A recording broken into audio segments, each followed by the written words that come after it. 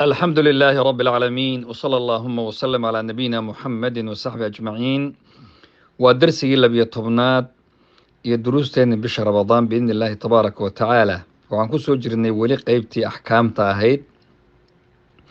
قفك صومن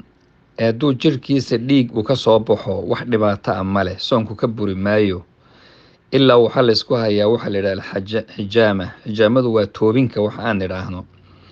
توبينك ومسألة خلاف وين وعلماء كجرو منذ الصحابة حل جيدي لغا صوب باللابو ومنذ أحاديث كلا دوان أي كسو أرورتي حديث وحوليه هاي قفك صومن وأفريا هدو استوبو يكي توبة يكي لتوبة وي أفريان حديث كلنا وحو عبريا رسولك صلى الله عليه وسلم إساو أو حرمك جوغو أو محرمنا ووس توبي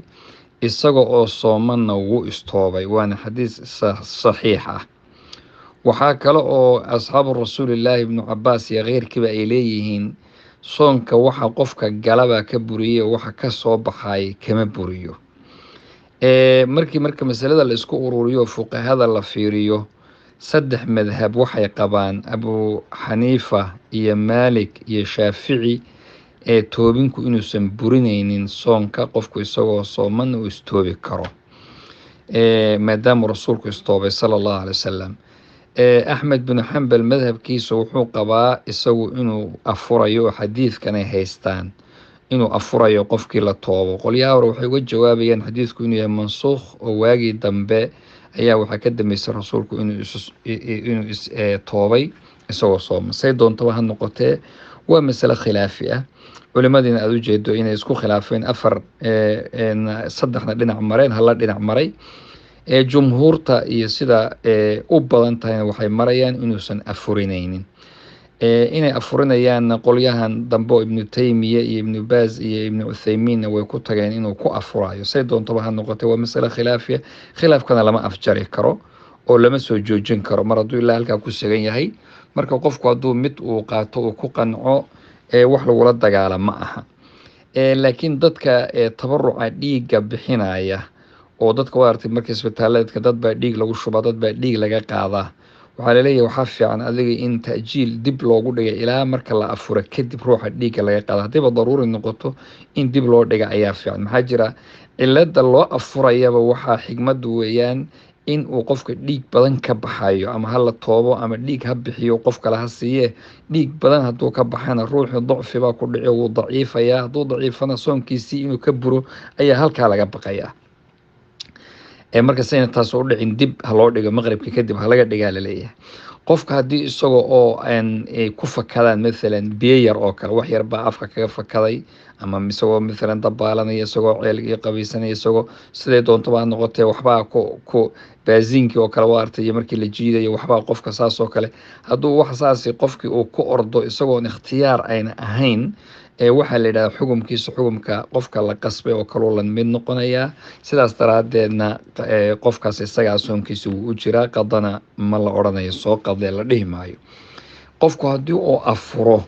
isagoo jawiga uu mugdi yahay maalan roob baa socda baraf baa socda cirkii waa dadan yahay marka adoo mooda in qoraxdii dhacday ayaad iska afurtay markaad asaa biyihii wax yar u cabta ama hal timir afka gelisaba arta qoraxdii oo soo jeeda halkaa waxaa laga ogaanayaa inuu soonkaagii jabay oo maalinta iyada uu kaa halaabay oo qadan lagu leeyahay laakiin qofka haddii uu wax cuno isagoo ama wax cabo isaga oo halmaansan qofkaasi soonkiisa ha dhammaystirtaa la yidhi soonkii kama jabine ilaahay baa quudiyey ilaahay baana wax siiyey dad waxaa jira dadku laba isugu qaybsamaan dad waxay leeyihiin 24 saac gudahood habeen iyo maalin ayay helaan dadna ma helaan habeen iyo maalin oo waxaaba laga yaabaaba dadka qaarkood intayna marka horta taa hore ina u gudbin dadka haysta 24 saac gudahood haddii wuxuun habeena iyo wuxuun maalin ay ku jiraan wixii maalinana maalinteedii baa xukunkeedii la siin wixii habeenayna habeenkii tusaale hadan ka soo qaadno hadduu habeenkiiba dheeraado oo dhowr iyo 10 saacadood oo noqdo ilaa wadamada qaar buu saa u dhacay